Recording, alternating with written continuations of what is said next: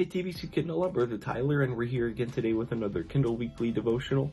Today I'm going to talk a little bit about this thought, chipping off the old block.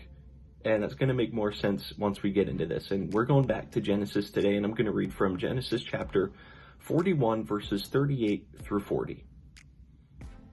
And Pharaoh said unto his servants, Can we find such a one as this is, a man in whom the Spirit of God is? And Pharaoh said unto Joseph, Forasmuch as God hath showed thee all this, there is none so discreet and wise as thou art. Thou shalt be over my house, and according unto thy word shall all my people be ruled. Only in the throne will I be greater than thou. So here we have Joseph. This is the moment that he's been waiting for his entire life. This is when he's finally exalted to that position of power in Egypt.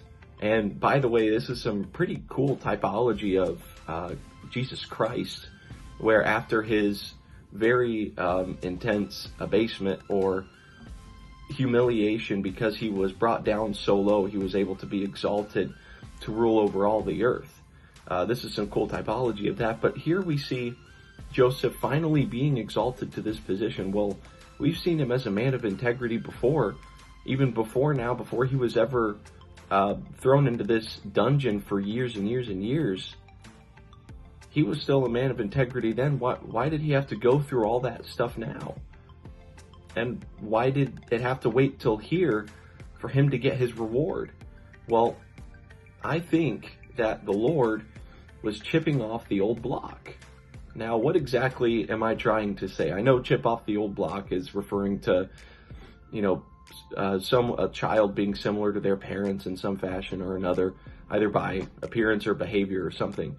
But what I mean by chipping off the old block is that when God transforms our lives, oftentimes it's through trials, circumstances, valleys, or humiliation, like what Joseph experienced. He was thrown into prison for no reason. Who knows if he was beaten or not? I don't think he was, but he was put in prison. He was sold into slavery. It's like he had to go through some pretty terrible stuff. And maybe, just maybe, the Lord put him through this specifically to chip off the old block. And what I mean by that is take away some things that need to go.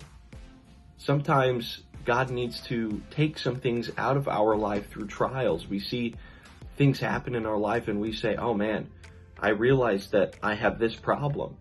And then we give it to God.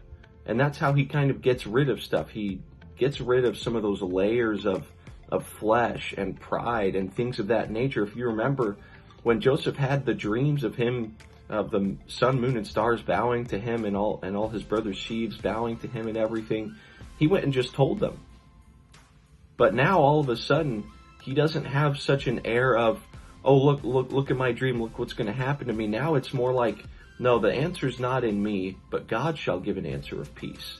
And it was because of all of these things that happened in his life that God was able to take off some of the things that needed to go in order for the sake of perfection. So I want to leave you with this encouragement today, that whenever you find yourself in a hard time, if you're serving the Lord with everything that you have and you find yourself in a place where things just don't seem to be going right, more than likely it's because God is trying to work on you to make you in his image. He's trying to chip off some things in your life that need to go away, that he doesn't like being there. So let the Lord work on you in your life. I hope I gave you some encouragement today. Thank you so much for watching this devotional. I will talk to you guys again on Friday. God bless.